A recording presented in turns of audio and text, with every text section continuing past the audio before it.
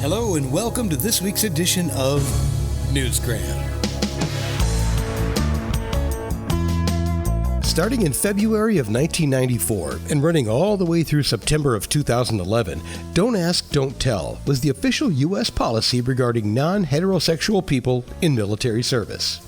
It was instituted during the Clinton administration, and by 2008, more than 12,000 officers had been discharged from the military for publicizing their homosexuality. It was overturned by the Senate during the Obama administration on December 18th of 2010. The repeal allowed gay and lesbian military members to serve openly in the armed forces.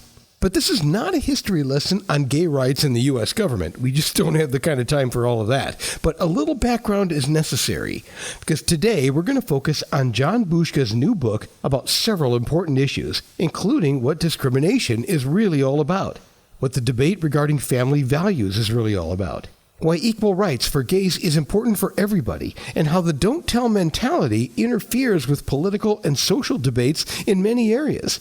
But since all of that is pretty clearly laid out in the book, I want to take a step back and examine what life was like before writing it. Because for anyone who has ever come out publicly, it's a moment that you'll never forget. This is Friday, November 24th, 1961, the day after Thanksgiving, 1961.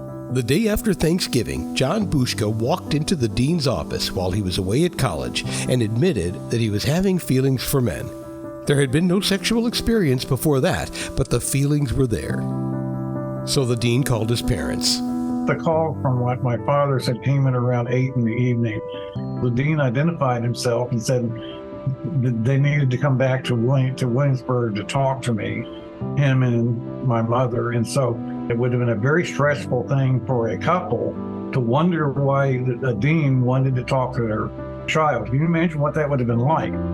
I'm already wondering a lot of things, like why that call even needed to be made in the first place. I guess because it was 1961, which also explains what happened next. So the end result is I was taken out of school. I would only be allowed to go back if a psychiatrist certified that it was okay for me to go back to school. The assumption here is that something was psychologically wrong with him and that further evaluation was definitely necessary. Couldn't just let this man run around on campus with those crazy feelings of his. This is one of the reasons why you had McCarthyism and you had witch hunts in the government and the State Department, because the psychiatric profession was making money off of it. Today, gender theory, who's making money off of it? It's a lot to think about. Poor John had to spend 6 months being evaluated at the National Institute of Health in Bethesda, Washington. There was actually a program to examine this problem in the fall of 1962, and some of the book deals with that. When you look at the way things were and you hear these stories about what life was like, it's absolutely fascinating. And if you feel like we haven't made progress, I can tell you that when you hear John's story, you will understand that while we may not have made enough, we have definitely made progress.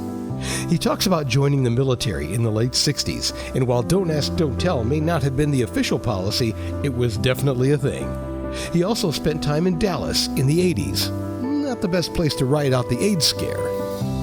In Dallas, they threatened to reinforce the sodomy law with a much more draconian law in Texas in the mid-1980s, before they had a test for HIV. That was politically a very difficult time. I talk about that in the book. Let's fast forward to the Clinton administration. When you look at the living conditions of servicemen, which is what they had to do in order to come up with the Don't Ask, Don't Tell policy, you find that there are a lot of parallels with the living conditions in a college dorm. Parallels that John thought were particularly intriguing. So he was able to draw on his experiences throughout the years to tell this story. And here's an important takeaway. Your personal rights can be taken away when external circumstances justify a more authoritarian control of people. You're seeing this happen in other countries. I like the way he said that. Your personal rights can be taken away when external circumstances justify a more authoritarian control of people. If that strikes a chord, you might enjoy his book, Do Ask, Do Tell. A gay conservative lashes back. Individualism, identity, personal rights, responsibility, and community in a Libertaria by John Boushka. And that will wrap up another edition of Newsgram from webtalkradio.com.